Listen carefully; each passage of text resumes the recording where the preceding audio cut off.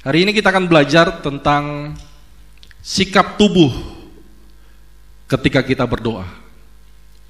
Pentingkah sikap tubuh di dalam berdoa? Kita akan belajar bersama-sama. Mazmur 95 ayat yang ke-6. Masuklah, marilah kita sujud menyembah, berlutut di hadapan Tuhan yang menjadikan kita.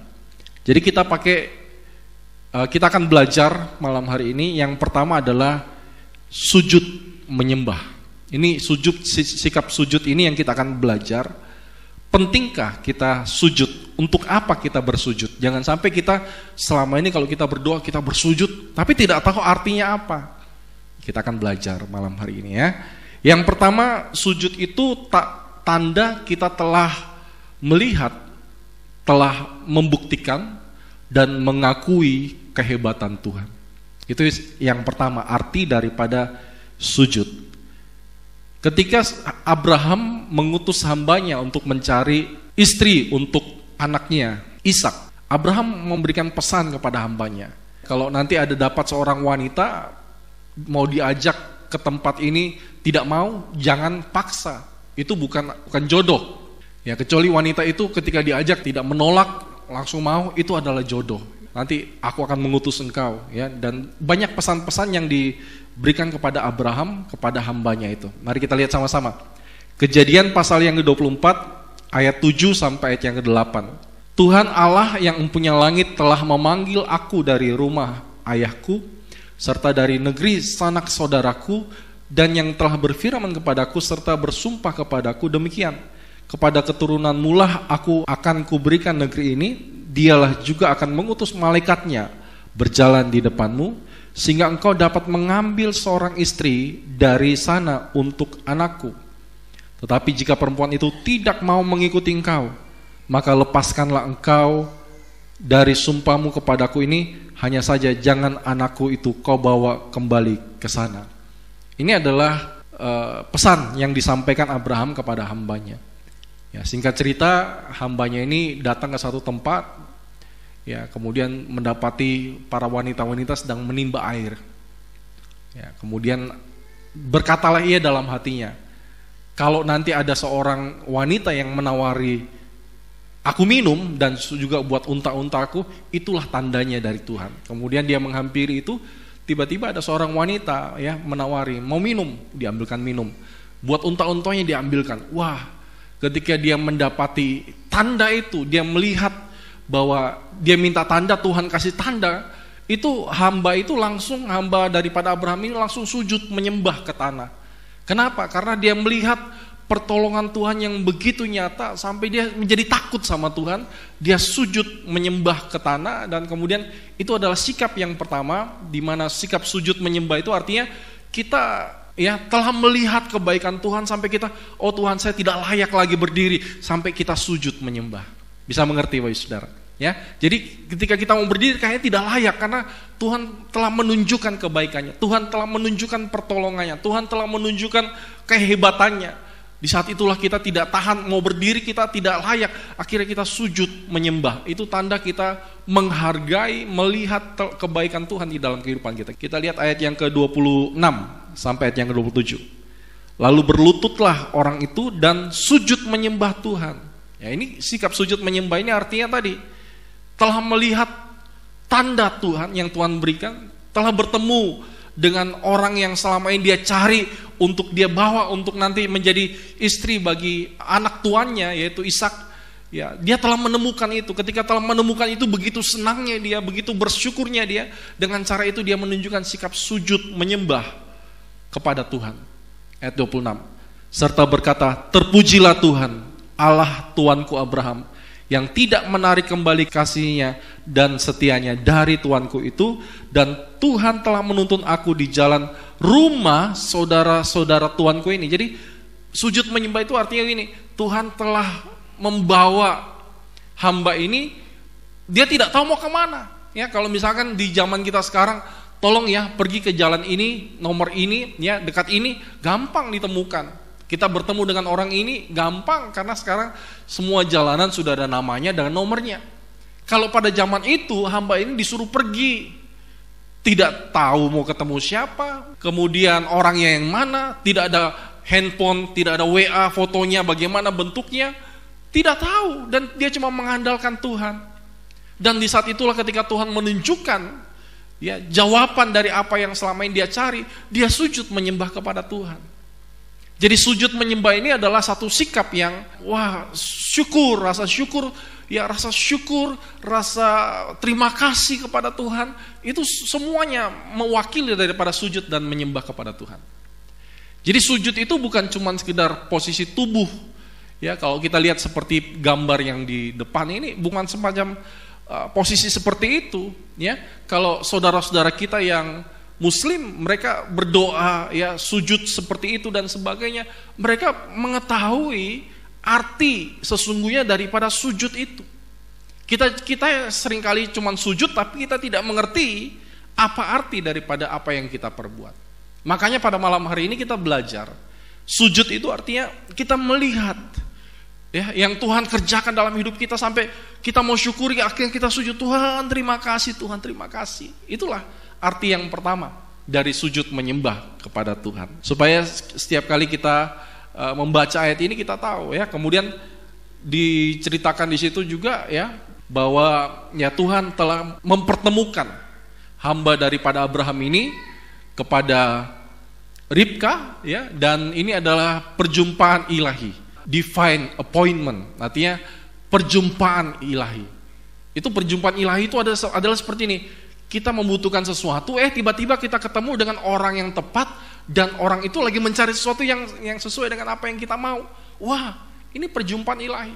Misalkan Bapak Ibu Saudara butuh bisnis, kita bingung sudah cari kemana, Tuhan pertemukan aku dengan orang seperti itu. Tiba-tiba Tuhan pertemukan di satu tempat, kemudian kita bertemu, kemudian kita deal bisnis. Wow, ini perjumpaan yang tidak biasa. Ini perjumpaan yang sudah diatur oleh Tuhan. Dan kalau kita mendapati sikap seperti itu, harusnya ketika kita pulang, kita langsung sujud menyembah kepada Tuhan. Tuhan terima kasih Tuhan.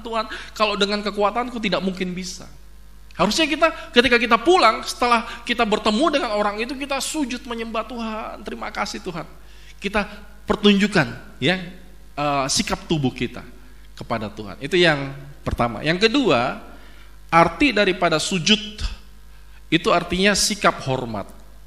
Sebagaimana kalau kita melihat ya, terutama yang di Jawa, seorang hamba itu kalau di depan tuannya atau di depan raja itu tidak sembarangan mau duduk, angkat kaki ya, kemudian mau apa, tidak, dia sujud di situ ya. Bahkan ada seorang hamba yang tidak boleh melihat muka tuannya. Dia begitu harus menghormati karena tidak boleh melihat. Bahkan ketika mau pergi daripada raja, ya ini termasuk masih berlaku di zaman kita sekarang ya. Sebab kayak seperti di Yogyakarta itu kan masih sultan, gubernur tapi sekaligus juga sultan. Jadi kalau mau pergi dari hadapan sultan, tidak bisa seenaknya saja langsung berdiri dan pergi, tapi mereka harus jalan mundur. Ya, jalan mundur. Baru membungkukkan badan dan jalan mundur. Wah, itu sikap yang benar-benar ditunjukkan oleh seorang raja, sultan di dalam dunia ini. Sikap sujud itu kita tunjukkan kepada Tuhan. Dia adalah raja di atas segala raja. Kita sujud itu artinya kita mengakui bahwa diri kita adalah hamba. Ya, kita adalah orang yang rendah. Kita adalah orang yang tidak berdaya. Kita adalah orang yang adalah budaknya Tuhan dan sebagainya. Itulah yang kita lakukan di saat kita sujud menyembah kepada Tuhan.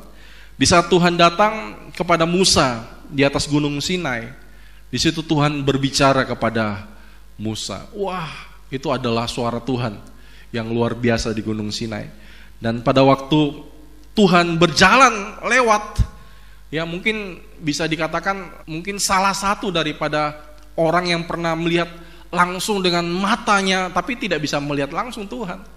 Tapi yang Tuhan turun langsung dalam bentuk, mau dibilang bentuk fisik juga. Pada waktu itu kan belum ada Tuhan Yesus ya, di zaman Musa kan. Jadi Tuhan itu ketika dia datang di zaman Musa itu, dikatakan bahwa Tuhan itu berjalan di dekat Musa.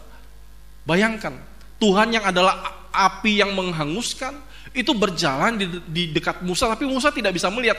Musa cuma bersembunyi di balik batu. Kalau Musa melihat itu bisa hangus. Karena Musa itu adalah manusia yang rapuh, Tuhan itu adalah api yang menghanguskan. Kalau manusia pada waktu itu melihat Tuhan langsung mati, tidak tahan melihat itu. Makanya ketika Tuhan habis berbicara kepada Musa saat itu, ya, dan ada sesuatu yang Tuhan ingin lakukan kepada Musa, dan saat itu Musa langsung sujud ke tanah dan menyembah kepada Tuhan. Mari kita lihat sama-sama. Keluaran 34 ayat yang keempat sampai ayat yang ke-9. Ya, agak panjang tapi Bapak Saudara kita perhatikan ini. Lalu Musa memahat 2 loh batu sama dengan yang mula-mula. Bangunlah ia pagi-pagi dan naiklah ke atas gunung Sinai seperti yang diperintahkan Tuhan kepadanya, dan membawa kedua loh batu itu di tangannya. Turunlah Tuhan dalam awan. Perhatikan ini baik. Turunlah Tuhan dalam awan. Lalu berdiri di dekat Musa serta menyerukan nama Tuhan. Berjalanlah Tuhan lewat daripada depannya. Wow, ini luar biasa. Tuhan berjalan lewat depannya Musa dan berseru, Tuhan, Tuhan, Allah penyayang dan pengasih, panjang sabar, berlimpah kasihnya dan setianya, yang menunjukkan kasih setianya kepada beribu-ribu orang, yang mengampuni kesalahan, pelanggaran dan dosa, tapi tidak sekali-kali membebaskan orang yang bersalah dari hukuman, yang membalaskan kesalahan bapa kepada anak-anaknya dan cucunya, kepada keturunan yang ketiga dan keempat. Segera Musa berlutut ke tanah dan sujud menyembah, serta berkata, jika aku mendapat kasih karunia di hadapanmu ya Tuhan, berjalanlah kiranya Tuhan di tengah-tengah kami, sekalipun bangsa ini merupakan bangsa yang tegar tengkuk, tetapi ampunilah kesalahan dan dosa kami, ambillah kami menjadi milikmu. Jadi ini adalah sikap dari doa daripada Musa. Musa berlutut sampai ke tanah, ya, mukanya sampai menyentuh tanah. Itu artinya apa? Bahwa ya biasanya kalau orang itu mukanya sampai menyentuh tanah, atau biasanya ada orang yang sedang berkabung, yang mereka menaruh kepalanya dengan abu debu, itu tandanya apa? Tandanya ini, bahwa suatu saat manusia itu akan kembali kepada debu tanah. Tandanya orang yang menaruh debu tanah muka sampai ke tanah, artinya kita itu tidak ada apa-apanya dibanding Tuhan. Tuhan itu begitu dahsyat, Tuhan itu begitu luar biasa, sehingga kita menunjukkan bahwa Tuhan itu luar biasa. Tuhan yang akan memimpin, Tuhan yang akan memerintah, Dia adalah Raja dari segala raja.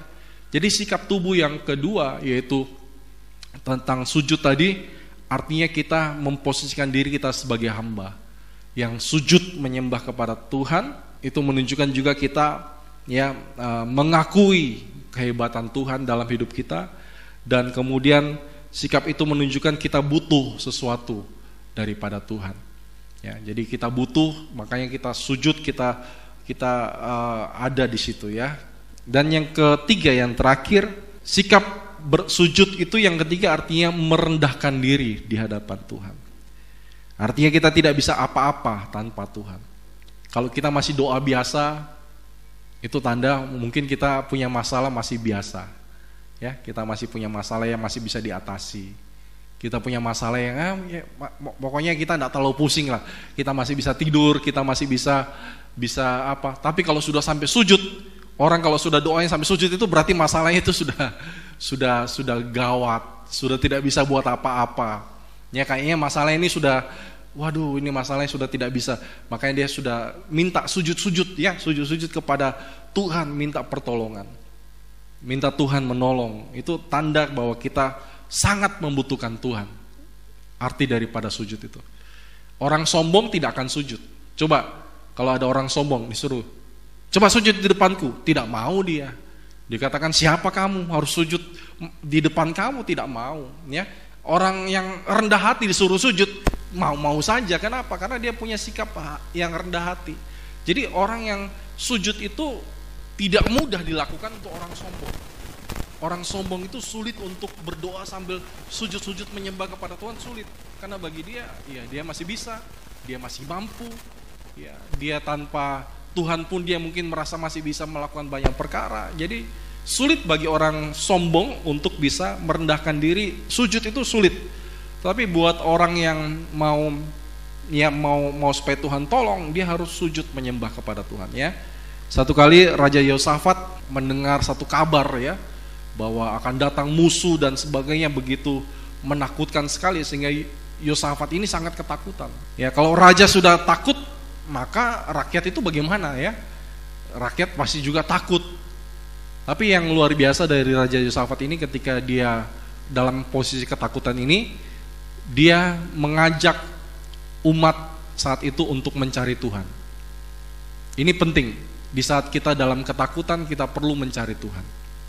Virus corona ini sebenarnya bukan virusnya yang ditakuti, ya, yang membuat Indonesia begitu gempar, tapi roh ketakutan itu yang masuk di dalam hati orang. Ya, nanti bagaimana ya? Kalau saya yang kena, anak-anakku kalau kena bagaimana? Kalau ini yang kena, roh ketakutan itu yang sementara sedang berjalan kemana-mana. Bukan virusnya, roh ketakutan itu yang bahaya, ya, yang sedang berjalan kemana-mana dan meneror, ya, membuat kita jadi ketakutan, tidak mau keluar rumah, tidak mau kemana-mana dan sebagainya. Bahkan ada gereja yang meliburkan acara gereja. Tidak usah ada gereja, nanti takut ada virus corona. Jadi justru di saat ketakutan ini orang mencari Tuhan, justru gereja meliburkan acara ibadahnya. Ya, lain kalau misalkan kayak di China sana, pada waktu memang lagi virus lagi betul-betul luar biasa sekali, dari satu orang ke orang lain sampai puluhan ribu, kalau gereja libur itu dapat dimaklumi karena memang kondisi. Tapi kalau cuma 1-2 orang yang kena baru gereja libur, wah, ini maksudnya roh ketakutan ini yang meneror, bukan virusnya. Jadi kita harus hati-hati. Takut itu manusiawi. Tapi kalau sampai kita ketakutan, sampai kita jadi tidak bisa mau ke ibadah takut, mau berdoa takut, mau apa takut, akhirnya itu yang lebih berbahaya daripada virusnya. Bapak Ibu Saudara bisa mengerti sini. Jadi bukan virus coronanya yang menakutkan, roh ketakutannya itu yang menakutkan sebenarnya.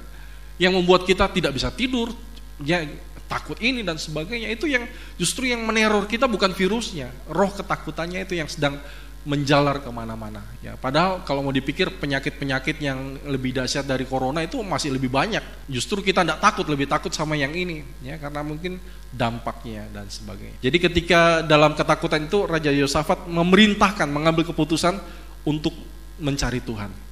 Jadi kalau Bapak Saudara sekarang sedang ketakutan dengan adanya virus corona ini, tepat sekali kita ke tempat ini untuk mencari Tuhan. Ya, makanya ketika kemarin, ya, tiba-tiba saja Tuhan memberikan dorongan dalam hati supaya kita mengadakan doa keliling. 2 Tawarikh pasal 20 ayat 3 sampai ayat yang keempat. Ini penting sekali. Kalau Bapak Ibu Saudara sedang dalam ketakutan, inilah yang kita harus lakukan.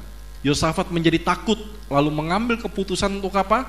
Untuk mencari Tuhan. Jadi kalau kita dalam ketakutan, ambillah keputusan untuk mencari Tuhan.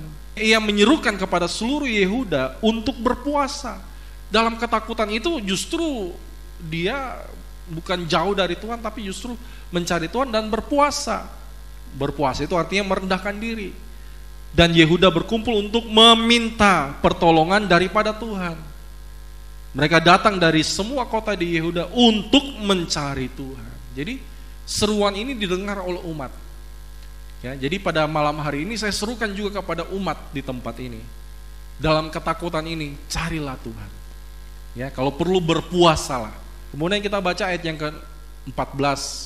Setelah mereka berdoa, mereka mencari Tuhan, berpuasa, apa yang Tuhan lakukan? Yahasiel, ya, ini namanya Yahasiel, ya, bin Sakaria, bin Benaya, bin Mataya, seorang Lewi dari Bani Asaf, dihinggapi roh Tuhan di tengah-tengah jemaat, ya, dan berseru, camkanlah hai seluruh Yehuda dan penduduk Yerusalem, dan tuanku Raja Yosafat, beginilah firman Tuhan kepadamu, janganlah kamu takut dan terkejut karena laskar yang besar ini, sebab bukan kamu yang berperang, melainkan Allah.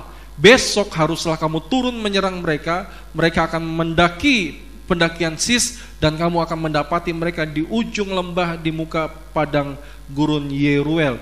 Dalam peperangan ini tidak usah kamu bertempur, hai Yehuda dan Yerusalem, tinggallah berdiri di tempatmu dan lihatlah bagaimana Tuhan memberikan kemenangan kepadamu. Janganlah kamu takut dan terkejut, majulah besok menghadapi mereka, Tuhan akan menyertai kamu. Lalu apa? Berlututlah Yosafat dengan mukanya ke tanah. Seluruh Yehuda, penduduk Yerusalem pun sujud di hadapan Tuhan dan menyembah kepadanya. Ini adalah contoh. Kalau raja sujud menyembah, semua rakyat akan sujud menyembah. Kalau pemimpin mau sujud menyembah, semua akan sujud menyembah. Kalau kepala rumah tangga berdoa sujud menyembah, semua istri anak-anak akan sujud menyembah. Ini penting, ya. Makanya sebagai suami, sebagai bapak, ya itu jadi contoh pemimpin seperti Raja Yosafat. Kalau bapak-bapak sujud menyembah, ya istri-istri juga nanti akan rajin, ya. Anak-anak akan rajin menyembah kepada Tuhan karena di sini dicontoh. Kemudian orang Lewi dari Bani Kehat dan Bani Korah bangkit berdiri untuk menyanyikan puji-pujian bagi Tuhan Allah Israel dengan suara nyaring, ya. Dan kemudian keesokan harinya pagi-pagi mereka maju menuju padang gurun Tekoa, ya. Ketika mereka hendak berangkat, berdiri Yosafat dan berkata, dengar hai Yehuda dan penduduk Yerusalem, percayalah kepada Tuhan Allahmu dan kamu akan tetap teguh, percayalah kepada nabi-nabinya dan kamu akan berhasil. Wah, luar biasa, menguatkan orang lain. Dalam ketakutan tadi dia sudah tidak takut, dia sekarang menguatkan penduduknya, ya, rakyatnya saat itu. Bapak saudara yang dikasihi oleh Tuhan, sujud menyembah ini penting. Artinya juga ketika Tuhan belum menjawab doa-doa kita, kita lebih merendahkan diri lagi di hadapan Tuhan. Setelah Elia mengadakan KKR, api turun dari sorga, itu kan sudah 3,5 tahun tidak turun hujan itu waktu. Kemudian Elia menyuruh hambanya untuk naik ke atas bukit.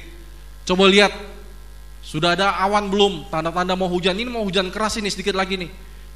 Bagaimana mau hujan keras? Di langit masih cerah sekali, tidak ada awan, mau hujan keras bagaimana? Ini hamba Tuhan ini mungkin habis mengadakan KKR, mungkin dia lagi kecapean, jadi dia menghayal mungkin ini, atau melamun ini, atau masa di tengah-tengah awan yang biru ini mau turun hujan. Naiklah ke atas bukit, periksa, apa sudah ada awan datang. Naiklah hamba itu, dia taat. Dan kemudian hamba itu turun dan melaporkan, belum ada awan. Itu seperti ketika kita lagi berdoa, ya, kita angkat tangan, kita menyembah Tuhan, Tuhan jawab aku Tuhan. Kita lihat Tuhan sudah tolong belum ya? Kok belum Tuhan tolong ya? Kita turun lagi. Kemudian disuruh naik lagi. Hamba ini taat sekali. Naik lagi, dia periksa lagi. Sudah ada awan belum ya? Belum ada. Turun lagi, ya. Sudah berulang-ulang kali datang, ya, belum ada. Sampai 6 kali belum ada tanda-tanda. Tapi yang ketujuh waktu dia naik, dia melihat ada awan sebesar telapak tangan. Telapak tangan itu kecil, Bapak Saudara, cuma begini, awan itu cuma kecil. Kadang-kadang Tuhan datang kepada kita, kita sudah berulang-ulang kali kita naik ke gunungnya Tuhan, kita merendahkan diri, kita sujud menyembah kepada Tuhan, Tuhan belum jawab kita. Kita minta sesuatu, Tuhan tolong, kita sudah sujud menyembah sampai muka kita sampai ke tanah pun Tuhan belum jawab kita. Ya, Tuhan ingin melihat ketaatan kita, ketekunan kita, ya, kesungguh-sungguhan kita. Apakah setelah Tuhan tidak jawab, kita mencari pertolongan dari tempat yang lain? Kadang-kadang kan begitu kan? Kalau Tuhan Yesus tidak mampu, masih ada Tuhan yang lain. Ya, kadang-kadang kita mencari pertolongan yang lain, orang pintar lah, atau apalah sebagainya. Kenapa? Karena kadang-kadang ketika Tuhan tidak jawab doa-doa kita, kita mulai meragukan Tuhan. Tapi ini sudah 6 kali naik, tidak ada jawaban. Itu pun yang ketujuh cuma sebesar telapak tangan.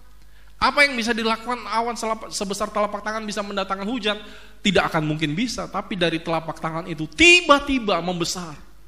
Dan langit begitu gelap, dan turunlah hujan yang sudah 3,5 tahun tidak turun.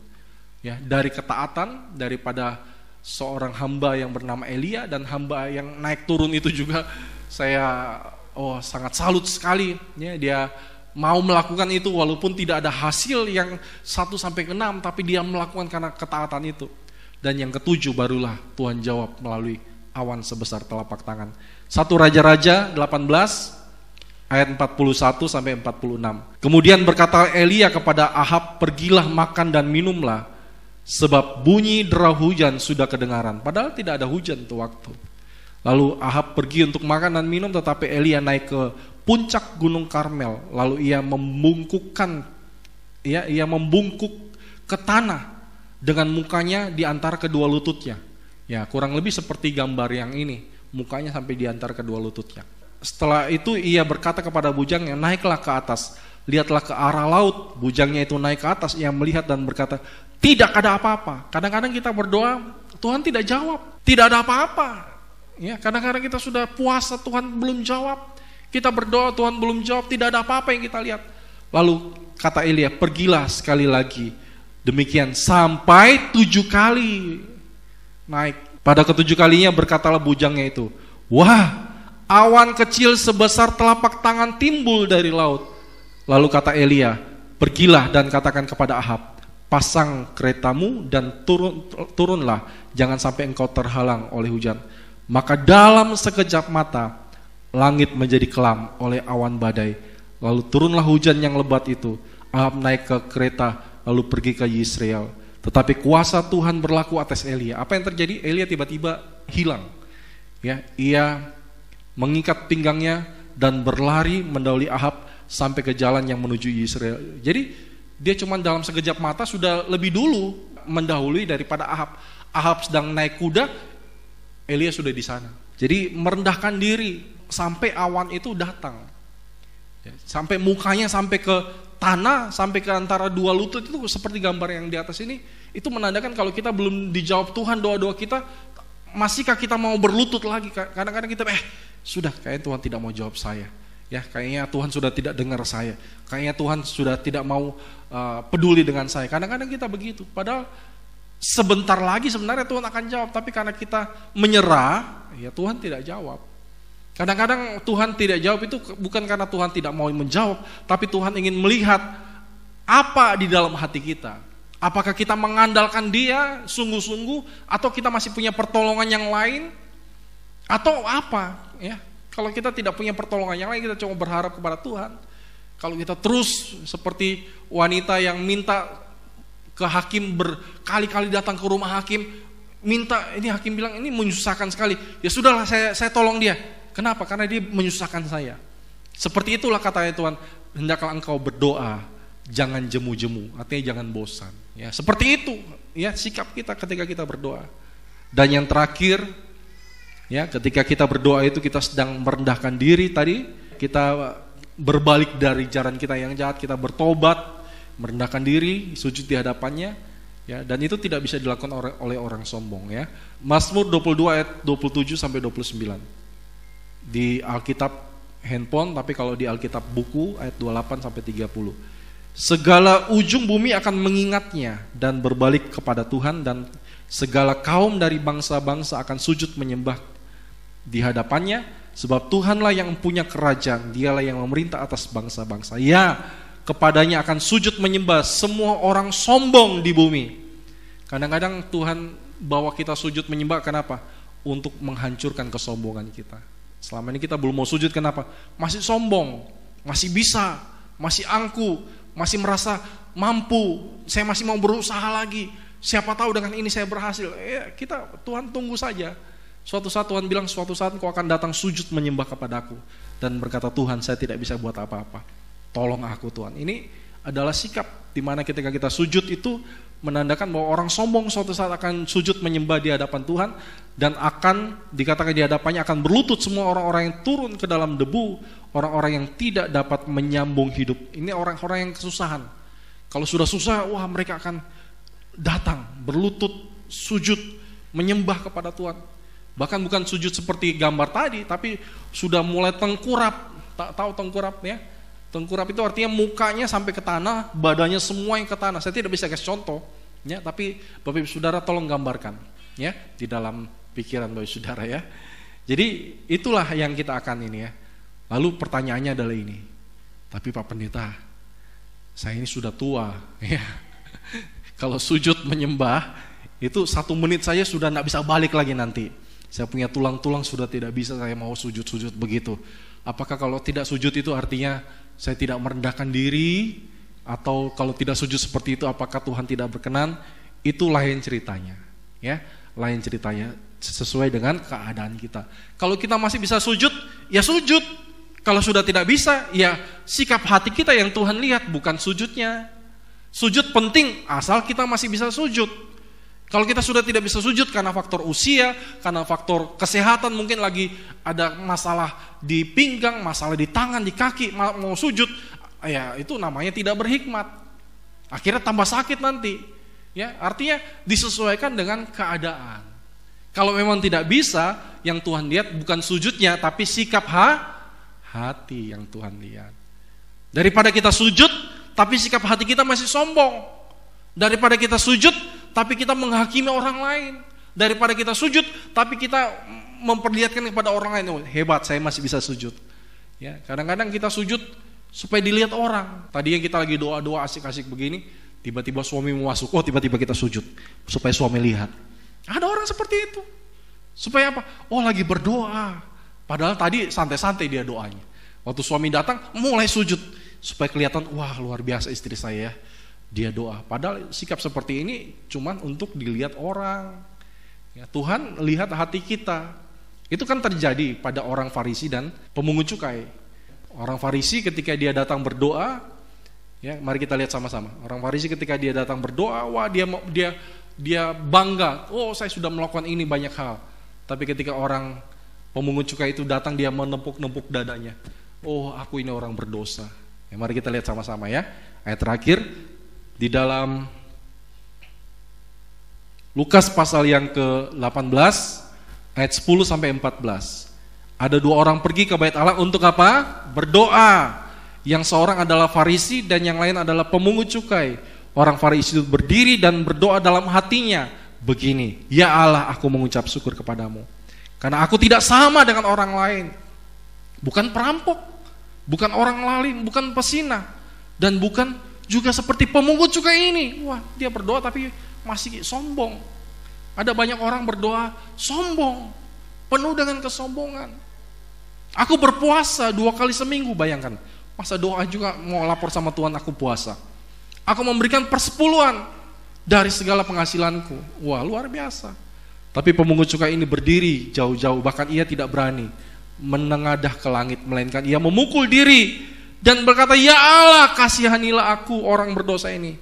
Aku berkata kepadamu, orang ini, pemungut cukai ini, pulang ke rumahnya sebagai orang yang dibenarkan Allah. Dan orang itu, orang Farisi, ya tidak dibenarkan oleh Allah. Sebab barang siapa meninggikan diri, ia akan direndahkan, dan barang siapa yang merendahkan diri, ia akan ditinggikan. Marilah wahai saudara, kalau sebentar kita bisa sujud, kita praktikkan sujud ini. Kalau kita tidak bisa, tidak apa-apa juga. Tuhan melihat hati kita. Ya, mungkin postur tubuh mungkin tidak memungkinkan untuk kita sujud. Ya, enggak apa-apa, jangan sampai kita, oh saya merasa bersalah, saya tidak bisa sujud. Nanti Tuhan bilang apa? Jangan, Bapak Saudara. Yang penting tadi yang Tuhan bilang apa? Sikap hati kita itu jauh lebih penting. Ya, sikap tubuh itu cuma menunjukkan ekspresi kita. Tapi yang terpenting adalah hati kita di hadapan Tuhan.